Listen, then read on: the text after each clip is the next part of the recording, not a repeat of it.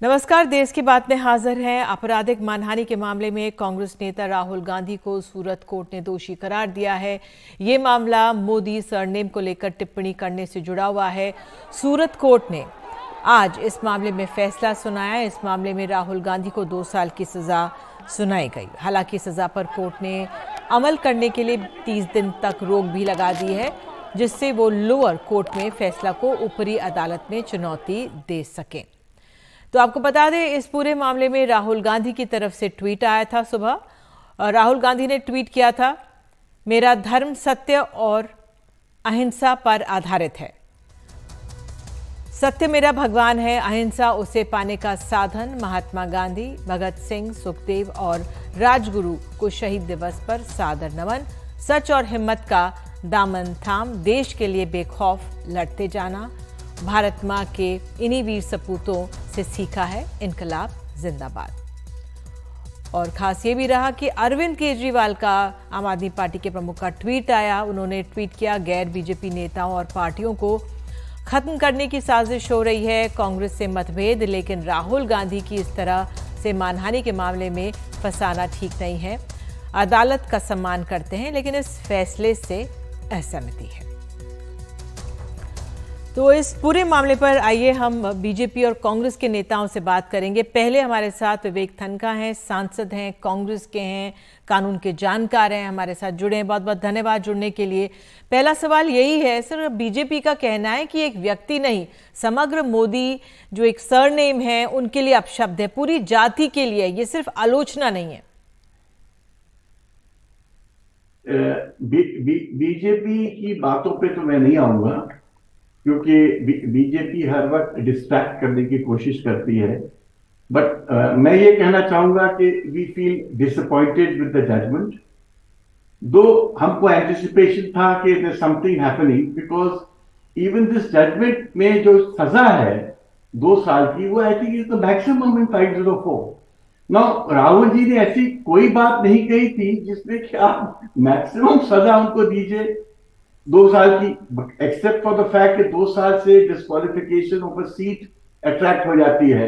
इसके अलावा इसमें और कोई रीजन हमको नहीं दिखता। तो Rahul ji as an affected person has a right to file an appeal.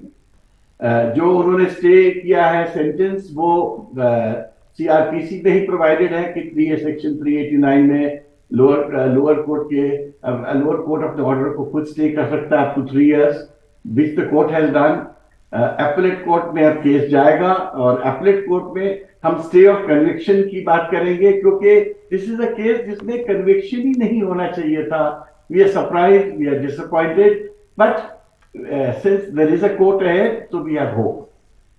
जी तनखा जी, रक्षा मंत्री ने कहा है कि अब शब्दों से गहरी चोट होती है। कानून मंत्री ने कहा है कि राहुल के बोलने से देश को भी नुकसान हुआ है। तो आगे की राह आप इस मामले में कैसे देख रहे हैं? देखिए, ये जो पब्लिक कैंपेन है बीजेपी का, जो रक्षा मंत्री जी की बात है या जो विधि मंत्री जी की बात है, ये एविडेंस नहीं है। ये तो पब्लिक कंजम्पशन के लिए स्टेटमेंट्स हैं आफ्टर द जजमेंट। कोर्ट तो एविडेंस से चलती है जो रिकॉर्ड हुई है before the court. And Nidhi ji, let me share with you, parliament में और पॉलिटिक्स में और प्रजातंत्र में इससे शार्पर कमेंट्स किए गए इन द पास्ट, बट ऐसे ट्रायल्स कभी नहीं हुए किसी के साथ। राम मनोहर लोहिया जी इंदिरा जी के बारे में क्या नहीं बोलते थे, और क्या कभी इंदिरा जी ने कोई उन पे डेफेमेशन सूट डाला? नेहरू जी पे क्या कमेंट्स नहीं हुए? उनकी लाइफ के बारे में क्या कमेंट्स नहीं हुए? झूठी बातें बोली गई, क्या कभी उन्होंने डेफेमेशन सूट डाला? इंदिरा जी ने कोई डेफेमेशन सूट डाला?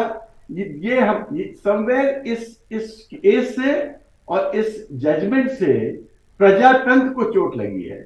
जो Indian democracy is hurt by this, because आपने संवाद पे चोट की है।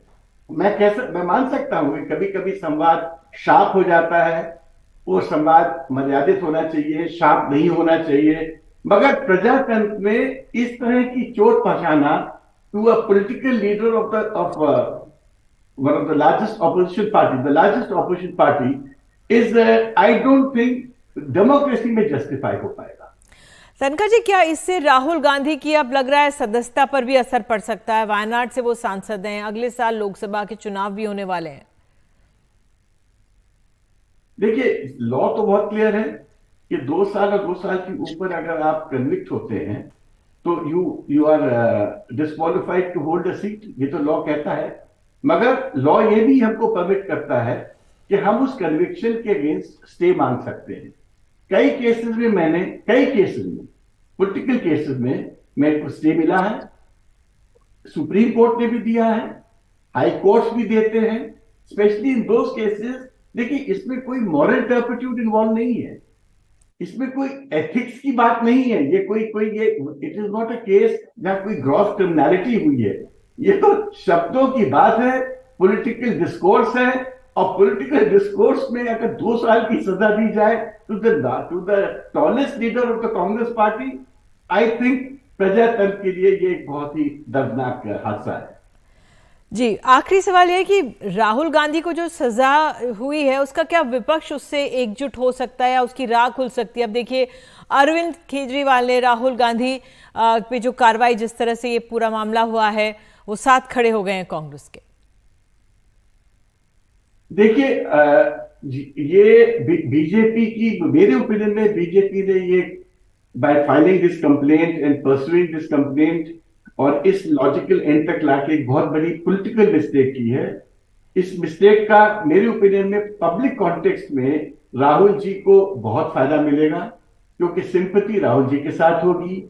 जो ऑपोजिशन है, वैसे ही पूरी ऑपोजिशन परेशान है, सब पे तो अटैक हो रहा है। तो अब ये दिस इज अ टाइम जब opposition unity will become a necessity. और आई थिंक सब लोग मिलके, मैं नहीं कह रहा हूं कौन इसमें लीडर होगा या नहीं होगा, बट सब मिलके एक एक वो माहौल क्रिएट करेंगे जो जिससे कि 2024 में एक नई व्यवस्था इस देश में आ सके। बहुत बहुत धन्यवाद विवेक तनखा जी, जुड़ने के लिए और अपनी राय हमारे साथ साझा करने के लिए। तो आइए, इसलिए मसले पर अब एक और अहम हमारे साथ हैं प्रकाश जावड़ेकर जी, नेता बीजेपी के, पूर्व केंद्रीय मंत्री रह चुके हैं। जावड़ेकर जी, बहुत बहुत धन्यवाद समय निकालने के लिए। अब कांग्रेस का कहना है कि राजनीतिक बयानबाजी पर इतनी कड़ी सजा दे दी गई है, ये ठीक नहीं है। ये राजनीतिक बयान नहीं है, ये सभ्यता का भी जरा भी संस्कार नहीं है, ये दर्शाने वाली बात है। एक तमीज होती है, तो तमीज न होने पर ऐसी भाषा बोलते हैं। सभी मोदी नाम के जितने भी व्यक्ति है वो चोर है, ऐसा बोलना ये केवल संस्कृति में नहीं, कानून में भी नहीं बैठता, और इसलिए सजा मिली।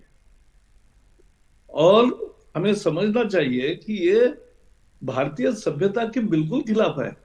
आप उनको नीच कहोगे, आप उनको चाय वाला कहोगे, मणिशंकर आयर जी ने कहा तो कांग्रेस ही है ना, तो इतना उनको गाली गलौज करेंगे और खून की दलाली कहेंगे, सब कहा। और हर एक गाली के साथ भारतीय जनता पार्टी की सीटें बढ़ रही। इस अनुभव के बाद भी कांग्रेस सीखने को तैयार नहीं। लोगों को इस तरह से गाली देना, अपने प्रधानमंत्री जो लोकतंत्र से चुन के आए हैं उनको इस तरह से गाली देना लोगों को रास नहीं आता, और इसलिए लोगों के दृष्टि से यह बहुत बड़ा अपराध है। कानून के दृष्टि से भी है, वो तो कोर्ट में लड़ाई होगी तो उसमें कोई मुद्दा नहीं है। भारतीय सभ्यता के खिलाफ है, भारतीय जनता को यह पसंद नहीं आया है, और इसलिए कांग्रेस को बार बार भारतीय जनता ने सजा दी है। यह हताशा के उद्गार है, इससे ज्यादा और क्या कहेंगे। और इसकी जितनी भर्त्सना करे कम है। आप आपके ही प्रधानमंत्री मनमोहन सिंह जी के द्वारा पारित एक अध्यादेश पत्रकारों के सामने फाड़ते हो, कचरे के टोकरी में डालते हो। कौन सी लोकतंत्र की भाषा आप कर रहे हैं? कौन सी लोकतंत्र में आपकी आस्था है? कुछ नहीं है। जावड़ेकर जी, विवेक तनखा जो कांग्रेस के नेता, उन्होंने ये कहा कि ये प्रजातंत्र पर चोट है, संवाद पर चोट है। ये इस तरह की भाषा ये संवाद को और लोकतंत्रता को और सभ्यता को चोट है। ये चोट लोकतंत्र को इसलिए है कि लोगों ने 80 करोड़ वोटर है, 70% वोटिंग हुआ है, सबसे ज्यादा वोट पाके 303 सीटें हमारी आई। एनडीए की अगर वोट गिनेंगे तो और बहुत ज्यादा होते हैं। तो सबसे ज्यादा वोट लेकर जिनका पूर्ण बहुमत से सरकार है, ऐसे सरकार के मुखिया को गाली गलौज करना, यही लोकतंत्र का अपमान है। अब कहा जा रहा है कि इस सजा से राहुल गांधी जो संसद की सदस्यता उस पर असर पड़ता हुआ दिख रहा है। उसमें मैं टेक्निकलिटी में जाना ही नहीं चाहता। देखो, वो 30 दिन का उनको अवधि दिया है, वो अपील करेंगे, अपील में क्या होता है देखेंगे। वो अभी अभी मैंने सुना कांग्रेस के वकील, तो वो जो बोल रहे थे वो यही बोल रहे थे ना, प्रशांत भूषण नहीं, ये थे हमारे अभिषेक सिंघवी। तो अभिषेक सिंघवी जो बोल रहे थे वो कानून की दलील है। ये कानून का मुद्दा ही मैं नहीं मानता। ये सभ्यता का, संस्कार का, देश के प्रति प्यार का, लोकतंत्र के प्रति आस्था का मुद्दा है। और लोकतंत्र की आस्था ही उनके मन में नहीं है, और इसीलिए लोकतंत्र से जो जनता ने चुना है उस नेता को आए दिन वो गाली गलौज करते हैं। अब विपक्ष ये कह रहा है जावड़ेकर जी की 2024 लोकसभा चुनावों से पहले वायनाड की सीट पर असर पड़ सकता है, साजिश की तरह है, क्या कहेंगे? उनका विपक्षी नेता का भी नहीं हो पाया, इतने कम संख्या में चुन के आए हैं। अगली बार यह संख्या और बहुत कम होने वाली है। अच्छा, क्या जो इसे कहा जा रहा है बीजेपी की राजनीतिक चूक होगी, क्योंकि अरविंद केजरीवाल ने भी, आप देखिए, अभी तक साथ साथ नहीं थे लेकिन ट्वीट कर समर्थन जता दिया है कांग्रेस के साथ और साजिश तक करार दे दिया। नहीं, सभी चोर मौसेरे भाई, वैसा ही होता है, इसमें कोई मतलब नहीं है। ऐसा नहीं होता। अलायंस में कोई विचार चाहिए। रंजिश के लिए अलायंस नहीं बनता। कोई विचार चाहिए, कोई कार्यक्रम चाहिए, जनता के लिए कोई ठोस अपील चाहिए। वो तो कुछ है नहीं। केवल हमारे खिलाफ भी ईडी का एक्शन हो रहा है। अच्छा, ये केसेस कब शुरू हुए? उनके काल में। लालू जी के केसेस किसके समय में शुरू हुए? उनके काल में। अब वो नतीजे पर पहुंच रहे तो कैसे दुख करोगे? अखिलेश के खिलाफ या बाकी लोगों के खिलाफ जो केसेस है वो तो पहले से दर्ज है। और यहां दिल्ली में कांग्रेस आम आदमी पार्टी के खिलाफ जो कार्रवाई है, यानी उनके नेताओं के खिलाफ, हम आमना तो उसका भी समर्थन ही कर रही है। बिल्कुल, आप हमारे साथ जुड़े, बहुत बहुत धन्यवाद जावड़ेकर जी। तो हमने कांग्रेस और बीजेपी दोनों नेताओं को सुना है इस समय, और तमाम आज जब से ये पूरी सज़ा सुनाई गई उसके बाद से राजनीतिक घटनाक्रम तेजी से बदला, हर तरफ से, हर पक्षों की तरफ से बयान सामने आए। तो देखिए आज की ग्राउंड रिपोर्ट। सूरत की अदालत से 2 साल की सजा सुनाए जाने के बाद दिल्ली लौटते हुए राहुल गांधी के चेहरे पर कोई शिकन नहीं दिखी। वो लगातार कहते रहे हैं कि वो सत्य और धर्म की लड़ाई लड़ रहे हैं। राहुल गांधी को यह सजा 2019 में कर्नाटक में दिए गए एक भाषण के लिए मिली है। उन्होंने मोदी सरनेम को लेकर के चुटीली मानी जाने वाली एक टिप्पणी की, लेकिन इसे जाति का मसला बनाकर बीजेपी के विधायक पूर्णेश मोदी ने मानहानि का केस किया। गुरुवार उनके लिए बिल्कुल ऐतिहासिक दिन बन गया। आज उनका जो फैसला आया है, मैं उस फैसला का स्वागत करता हूं। अदालत ने राहुल गांधी को तत्काल जमानत भी दी और 30 दिन की मोहलत भी कि वो इसके खिलाफ अपील कर सकते हैं, लेकिन इसको लेकर के सियासत तेज हो गई। कांग्रेस और बीजेपी की ओर से बयान पे बयान आने लगे। आप भी राहुल गांधी के साथ दिखाई दी। वो खुद को छोड़ के बाकी के ऊपर उंगली दिखाते हैं। जो कानून की प्रक्रिया है उसके अनुसार ये निर्णय हुआ। वाजपेयी जी ने, अडवाणी जी ने कितने किए होंगे कोई सोच नहीं सकता। वो जमाना और था, ये जमाना और, इतना फर्क है। शस्त्रों की चोट से ज्यादा गहरी और पीड़ादायी होती है। बार बार लालू जी कई बार, अभी से नहीं 2014 से ही कह रहे हैं यहाँ घोषित इमरजेंसी नहीं, अघोषित इमरजेंसी पूरी तरीके से लागू हो चुकी है। प्रधानमंत्री जी ने देश के सबसे पहले प्रधानमंत्री जवाहरलाल नेहरू जी के सरनेम पे भी तो टिप्पणी की, बहुत ज्यादा मजाक उड़ाया उन्होंने। वो तो है सबके सामने संसद में जो उन्होंने किया। हालांकि ये सवाल उठ रहा है कि क्या राहुल गांधी की सदस्यता बची रहेगी। 2003 के सुप्रीम कोर्ट के फैसले का हवाला दिया जा रहा है। तब अदालत ने कहा था कि न्यूनतम 2 साल की सजा पर सांसदों, विधायकों और पार्षदों की कुर्सी फौरन चली जाएगी। अब्दुल्ला आजम खान के केस की नजीर भी रखी जा रही है। अब सवाल ये है कि क्या राहुल गांधी इस फैसले से पैदा संकट को अपने किसी अवसर में बदल सकते हैं। बेशक उनका संघर्ष कुछ तीखा हो गया है। राहुल गांधी के पास अपनी संसद की सदस्यता बचाने के अलावा कई और चुनौतियां हैं, लेकिन कांग्रेस पार्टी की चुनौती उससे बड़ी है, क्योंकि कांग्रेस जानती है कि राहुल गांधी के विरुद्ध इस मामले को एक तरफ जहां उसे कानूनी तौर पर लड़ना होगा, वहीं राजनीतिक तौर पर संसद से लेकर के सड़क तक उसे उतरना होगा और इसमें उन्हें सभी विपक्षी दलों का साथ चाहिए। हालांकि अभी तक सभी विपक्षी दल खुलकर राहुल गांधी या कांग्रेस के समर्थन में नहीं आ पाए हैं। संसद भवन से हिमांशु और राजीव रंजन के साथ मनोरंजन भारती, एनडीटीवी इंडिया के लिए। और अब बात दिल्ली की। दिल्ली में लगे पोस्टर्स पर गिरफ्तारी और एफआईआर के विरोध में आम आदमी पार्टी ने आज जंतर मंतर पर विरोध प्रदर्शन किया। यहां मुख्यमंत्री अरविंद केजरीवाल ने कहा है कि आज से 100 साल पहले अंग्रेजों ने भी किसी को पोस्टर चिपकाने के लिए गिरफ्तार नहीं किया था। से कुछ देर पहले ये जो रैली हुई है, यहाँ पर इन्होंने 138 एफआईआर और 6 लोगों को गिरफ्तार किया है, ये संबोधन में कहा है। ये सुनते हैं क्या क्या कहा मुख्यमंत्री ने। हमारे स्वतंत्रता सेनानियों ने, भगत सिंह ने, सुखदेव ने, राजगुरु ने, सुभाष चंद्र बोस ने, चंद्रशेखर आजाद ने, इन सब लोगों ने अंग्रेजों के टाइम पे अंग्रेजों के खिलाफ खूब पोस्टर चिपकाए थे। आज से 100 साल पहले अंग्रेजों ने भी पोस्टर चिपकाने के जुर्म में किसी को भी गिरफ्तार नहीं किया था। आज से 100 साल पहले भी अंग्रेजों ने किसी को पोस्टर चिपकाने के जुर्म में एफआईआर नहीं की थी। भगत सिंह ने सोचा भी नहीं था कि एक ऐसा भारत बनेगा आज से 100 साल के बाद, कि एक ऐसा प्रधानमंत्री आएगा कि पोस्टर चिपकाने के जुर्म में 138 एफआईआर हो जाएंगी। 138 एफआईआर। तो पूरे देश में एक राज्य के अंदर 8 एमएलए इन्होंने ईडी सीबीआई भेज के छापे मारे, उनको सारों को अपनी पार्टी में शामिल करा लिया।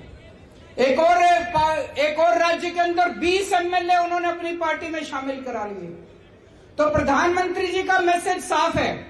मोदी जी कह रहे हैं मेरे को भ्रष्टाचार से परहेज नहीं है, करो भ्रष्टाचार, खूब भ्रष्टाचार करो, लेकिन मेरी पार्टी में आके करो, बाहर रह के नहीं करने दूंगा।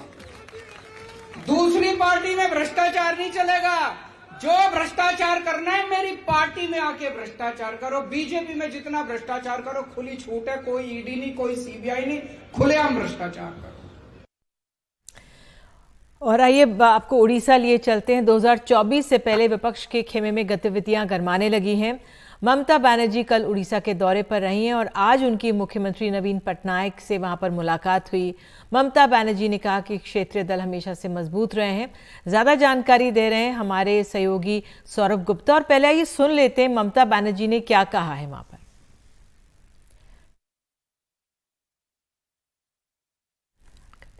आज नवीन पटनायक और ममता बनर्जी का बैठक करीब आधा घंटा से ज्यादा चला और इस बैठक में एक चीज जो सामने आ रहा है, जिस पर बातचीत जरूर हुआ है, वो है फेडरल स्ट्रक्चर को लेकर। अब नवीन पटनायक का कहना था कि भारत का जो फेडरल स्ट्रक्चर है वो परमानेंट और स्ट्रांग होना चाहिए। ममता बनर्जी ने कहा कि वो नवीन पटनायक के साथ इस बात पर सहमत है और वो इस बात पर नवीन पटनायक को सपोर्ट करते हैं।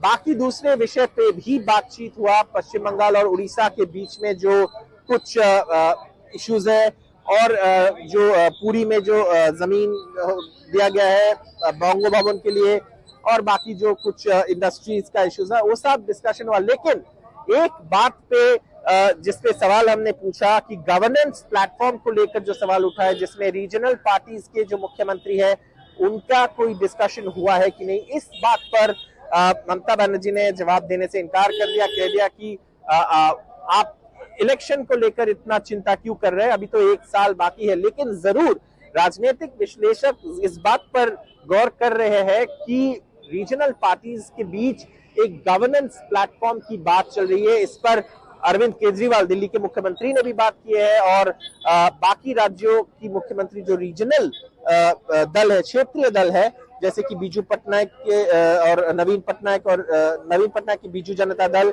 और ममता बनर्जी के तृणमूल कांग्रेस, अरविंद केजरीवाल की आम आदमी पार्टी, केसीआर के भारत राष्ट्र समिति, ये सारे दल मिलकर एक गवर्नेंस प्लेटफॉर्म बनाने की बात कर रहे हैं और जिसमें ये नॉन कांग्रेस नॉन बीजेपी दल बनने जा रहे हैं, इक्वी डिस्टेंट फ्रॉम दोनों पार्टीज। ये पोजीशन नवीन पटनायक बहुत साल पहले लिया है, साथ साथ अभी अखिलेश यादव, ममता बनर्जी ये सब जुड़ गए हैं। कुछ दिन पहले ममता बनर्जी ने अखिलेश यादव से मिले थे, उसके बाद आज नवीन पटनायक से मिले हैं, कल HD कुमारस्वामी से मिलने की बात हो रही है। तो ये मीटिंग्स 2024 चुनाव के पहले एक राजनीतिक जिसे हम अंग्रेजी में स्पेकुलेशन कहते हैं, उस बात को जरूर उस पर जरूर चर्चा हुए है। लेकिन दोनों का कहना है कि कोई डिटेल में राजनीतिक इशू या थर्ड फ्रंट जैसे इशू पे कोई बातचीत नहीं हुई। और विपक्षी खेमे की एक और तस्वीर हम आपको दिखाते हैं। विपक्षी दलों के नेता शरद पवार के घर जुटे हुए हैं। हालांकि जो मसला है वो कहा जा रहा है कि ये दल जो है जिनको चुनावों में EVM के इस्तेमाल पर आपत्ति है। और कौन कौन नेता पहुंच रहे हैं, सीधे चलते हैं अपने सहयोगी हिमांशु शेखर के पास। हिमांशु, कौन कौन नेता यहां पर पहुंच रहे हैं और क्या यहां पर डिस्कस होगा, जरा बताइए। देखिए, इस बैठक जो कि शरद पवार ने बुलाई है, इसमें दिग्विजय सिंह कांग्रेस की तरफ से आए हैं, कपिल सिब्बल यहाँ पर मौजूद हैं, राम गोपाल यादव समाजवादी पार्टी से यहाँ पर आए हैं, डी राजा जो CPI के जनरल सेक्रेटरी हैं वो भी मौजूद हैं, TRS के वरिष्ठ नेता, राज्यसभा में जो पार्लियामेंट्री पार्टी के लीडर हैं केशव राव, वो भी यहाँ पर आए हैं। कई विपक्षी दल के नेता यहाँ पर पवार के घर पे जमा हुए हैं और इस बैठक का एक ही एजेंडा है कि EVM और VVPAT मशीन को लेकर निधि जो सवाल हैं विपक्षी दलों के सांसदों के नेताओं के, वो लिखित में वो चुनाव आयोग के सामने रखने वाले हैं और इस रिपोर्ट को अंतिम रूप यहाँ पर दिया जाएगा। मैंने कुछ देर पहले दिग्विजय सिंह से बात की है इस बैठक के बारे में। उन्होंने कहा कि देखिए 3-4 बहुत स्पष्ट मसले हैं जिस पर हम चुनाव आयोग से सवाल पूछना चाहते हैं। पहला, उन्होंने कहा कि हमें यह बताया गया है कि जो EVM मशीन होती है वो एक प्रोग्रामेबल चिप है, लेकिन हमारे पास ये जानकारी है कि ये मल्टी प्रोग्रामिंग चिप का इस्तेमाल EVM मशीन में किया जाता है। दूसरी बात, उन्होंने कहा ये चिप कहाँ से खरीदी जाती है, इसका जो सोर्स कोड है वो कौन डालता है, यानी इस सब जो संवेदनशील जानकारी है किसी भी EVM मशीन का जो एक सॉफ्टवेयर होता है उसकी जो बहुत ही संवेदनशील जानकारी है वो किसके पास होती है, कौन इसको मैनेज करता है। और तीसरी बात, उन्होंने कहा कि आम धारणा ये है कि कोई भी मशीन दुनिया में जो है जिसमें चिप का इस्तेमाल होता है उसे हैक किया जा सकता है। तो उन्होंने कहा कि हमें ये भी आशंका है कि EVM मशीन का भी हैकिंग जो है वो संभव है। और आखिरी बात, उन्होंने कहा कि क्या लोकतंत्र में हम उन लोगों के हाथ में अपने मशीनों को सौंप सकते हैं जिनके पास सोर्स कोड है और जो हमारी मशीनों को हैक कर सकते हैं। तो कई ऐसे सवाल हैं EVM मशीन की सुरक्षा को लेकर, VVPAT मशीनों की सुरक्षा को लेकर, जिस पर यहाँ पर मंथन होगा। यह दूसरी बैठक है निधि। इससे पहले कॉन्स्टिट्यूशन क्लब में शरद पवार एक बैठक कर चुके हैं और इस बैठक में जो रिपोर्ट विपक्ष की तरफ से चुनाव आयोग के सामने पेश की जानी है उसको अंतिम रूप दिया जाएगा। बहुत बहुत धन्यवाद इस जानकारी के लिए हिमांशु। तो किस तरह से चुनाव आयोग के सामने अपना पक्ष रखने जा रहे हैं कुछ विपक्षी दल, जो शरद पवार कांग्रेस के नेतागण यहाँ पे मौजूद थे। बहरहाल एक ब्रेक ले रहे हैं हम देश की बात में, आपको ले चलेंगे राजस्थान। यहाँ पर बीजेपी की कमान CP जोशी को मिल गई है, क्या मायने हैं इसके, ये समझेंगे।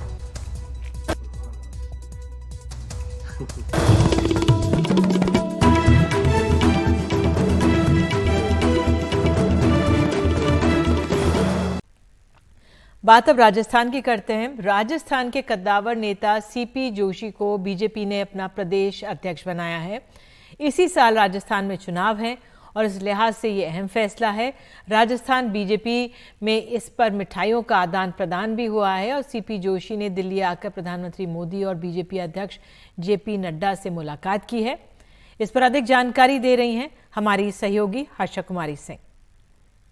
जी देखिए, बिल्कुल सीपी जोशी को चुनना बहुत महत्वपूर्ण है। एक तो अगर आप जातिगत राजनीति में देखेंगे राजस्थान में, तो जाट एक अहम वोट बैंक है, राजपूत एक अहम वोट बैंक है और बीच का रास्ता चुना है भाजपा ने ब्राह्मण फेस को प्रोजेक्ट करके, क्योंकि अभी जो यहाँ पर प्रदेश अध्यक्ष थे सतीश पूनिया, वो जाट समुदाय से थे और दूसरी ओर जो वसुंधरा राजे हैं, अपने आप में पावर सेंटर हैं, लोकप्रिय नेता है, काफ़ी लोगों का झुकाव उनकी तरफ है। तो इन सबको एक तरफ से साथ लेके चल सकता है शायद एक ब्राह्मण चेहरा। दूसरी बात जो है, जो सीपी जोशी को उन्होंने चूज़ किया है, अभी फिलहाल गुलाबचंद कटारिया यहाँ से रिटायर हुए हैं। मेवाड़ और चित्तौड़ की जो राजनीति है, जो सदर्न राजस्थान की राजनीति है, वहाँ पर एक पावर वैक्यूम क्रिएट हो गया है गुलाबचंद कटारिया के जाने के बाद, और उसके बाद में वो सीपी जोशी को एक तरह से प्रोजेक्ट कर रहे हैं। तो मेवाड़ और वागड़ की जो सीटें हैं उस पर भी उनकी नज़र है। तीसरी बात है कि जैसे मैंने कहा कि जो राजस्थान बीजेपी में खींचतान था, एक तरफ वसुंधरा राजे की तरफ लोगों का झुकाव, दूसरी ओर सतीश पूनिया और तीसरी ओर किरोड़ी लाल मीणा, जो हाल ही दिनों में बहुत एक्टिव हो गए थे, अपने आप राजनीतिक मंच तैयार करते थे, उनको जोर शोर से उस पर आंदोलन करते थे और पार्टी को फिर मजबूरन उनके साथ जुड़ना पड़ता था। पार्टी के कार्यक्रम नहीं होते थे, वो अपनी ही एक तरह से राजनीतिक मंच तैयार कर रहे थे।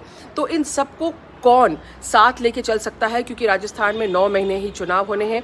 पार्टी ने चूज़ किया है सीपी जोशी को।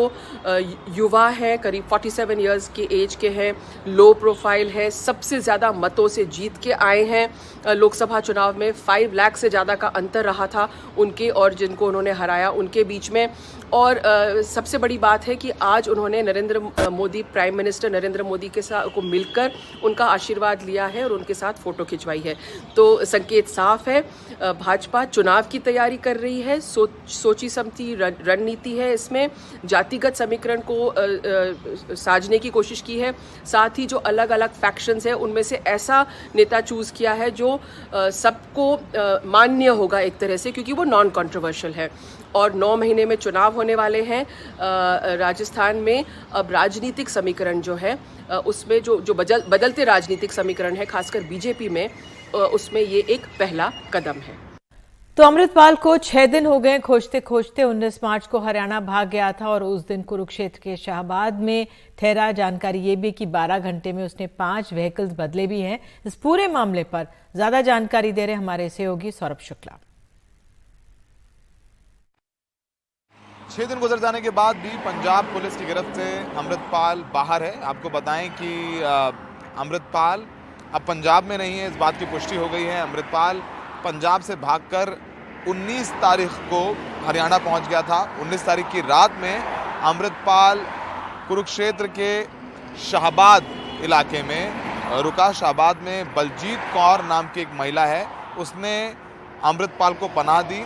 अमृतपाल और उसका साथी पप्पन प्रीत, जो उसका सबसे करीबी है, ये दोनों स्कूटी में पहुंचे और रात उन्होंने 19 तारीख को बलजीत कौर के यहाँ बिताई और 20 तारीख को सुबह वो स्कूटी से निकल गए। अमृतपाल और पप्पल प्रीत ने दिमाग लगाया कि अगर वो हाईवे से जाएंगे तो उन्हें पकड़ लिया जाएगा, तो वो गांव की गलियों से होते हुए पंजाब से हरियाणा पहुंचे। और सोचिए, बड़ी नाकामी है कि पंजाब पुलिस ने हरियाणा पुलिस को अलर्ट कर रखा था। जो बॉर्डर्स थे वहाँ पर चेकिंग बहुत थी, लेकिन अमृतपाल ने पहले ही अपना हुलिया बदल लिया था, पिंक पगड़ी थी, दाढ़ी चिपका ली थी। यही वजह है कि वो रिक्शे वाला भी अमृतपाल को नहीं पहचान पाया। जिस रिक्शे में अमृतपाल बैठ करके जब उसकी मोटरसाइकिल पंक्चर हो गई तो पंक्चर बनाने के लिए पहुंचा था, लद के उस रिक्शे में अपनी मोटरसाइकिल लाद के। उसके बाद अमृतपाल और पप्पन प्रीत जब हरियाणा पहुंचे तब भी वो सीसीटीवी से बचने के लिए अमृतपाल जब निकला है तो अमृतपाल ने फिर कपड़े बदले, पैंट और शर्ट बदली और छाता लेके चल रहा है अमृतपाल। पंजाब पुलिस के सूत्रों के माने तो अमृतपाल जानता था कि सीसीटीवी लगे हो सकते हैं, तो सीसीटीवी से बचने के लिए उसने छाता ऊपर ले रखा था ताकि वो सीसीटीवी में ना कैप्चर हो पाए। तो पंजाब और हरियाणा पुलिस दोनों ही अलर्ट पर थी, लेकिन अमृतपाल भेष बदलकर, तमाम मोटरसाइकिल, स्कूटर बदलकर हरियाणा पहुंच जाता है। एक रात रुकता है और अगले दिन 20 तारीख को वहां से निकल जाता है। बलजीत कौर से पूछताछ कर रही है। कल देर शाम हरियाणा पुलिस ने बलजीत कौर को गिरफ्तार किया था। बलजीत कौर पप्पल प्रीत के साथ 2.5 साल से बातचीत कर रही थी वो अमृतपाल की जो अलगाववादी सोच थी उससे अलाइंड थी, वो कन्विंस थी, उसे पता था कि अमृतपाल फरार है, पुलिस पीछे है, तब भी उसने सब कुछ जानने के बाद भी अमृतपाल को पनाह दी। पंजाब पुलिस का कहना है कि लगातार टीमें अमृतपाल की तलाश कर रही हैं, लेकिन अब कल अरेस्ट किया है बलजीत कौर को, तो सोचिए कि आज वो 20 तारीख को सुबह निकला था हरियाणा से, तो आज 23 तारीख को वो कहाँ पहुँच गया होगा। तो हरियाणा पुलिस और पंजाब पुलिस, खासकर पंजाब पुलिस और सेंट्रल एजेंसीज की एक बड़ी नाकामी है कि सारा तंत्र लगा हुआ है, देश की सारी खुफिया एजेंसीज लगी हुई हैं, पंजाब पुलिस लगी हुई है, तब भी एक अमृतपाल उनकी गिरफ्त से बाहर है। 2 दिन जब वो निकल जाता है कहीं से तो वहाँ के फुटेज सीज करते हैं, वहाँ के जो गाड़ियाँ सीज करते हैं। पंजाब पुलिस ने ये भी बताया कि 207 लोगों को डिटेंशन में लिया गया है, जिसमें से सिर्फ 30 को ही गिरफ्तार किया जाएगा। 177 लोगों को सिर्फ डिटेन किया गया है ताकि पंजाब के हालात ना खराब हों। इन 177 लोगों को छोड़ दिया जाएगा चेतावनी देकर के। पंजाब पुलिस का साफ कहना है कि किसी भी निर्दोष को गिरफ्तार नहीं किया जाएगा। ये जो 177 लोग हैं ये बहकावे में आ गए थे, इनको नहीं पता था कि अमृतपाल के देश विरोधी मंसूबे हैं। सहयोगी संजय कौशिक के साथ पंजाब से सौरभ शुक्ला, एनडीटीवी इंडिया।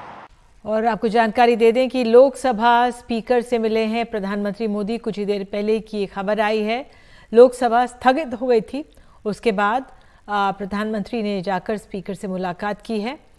प्रधानमंत्री मोदी के साथ रक्षा मंत्री राजनाथ सिंह और अन्य वरिष्ठ मंत्री भी मौजूद थे। तो प्रधानमंत्री ने लोकसभा स्पीकर से इस समय जाकर मुलाकात की। ये तस्वीरें हम आपको फाइल से दिखा रहे हैं, लेकिन इस समय की ताज़ा जानकारी हमारे सहयोगी अखिलेश शर्मा ने दी है। बहरहाल इसी खबर के साथ आज देश की बात में इतना ही। नमस्कार।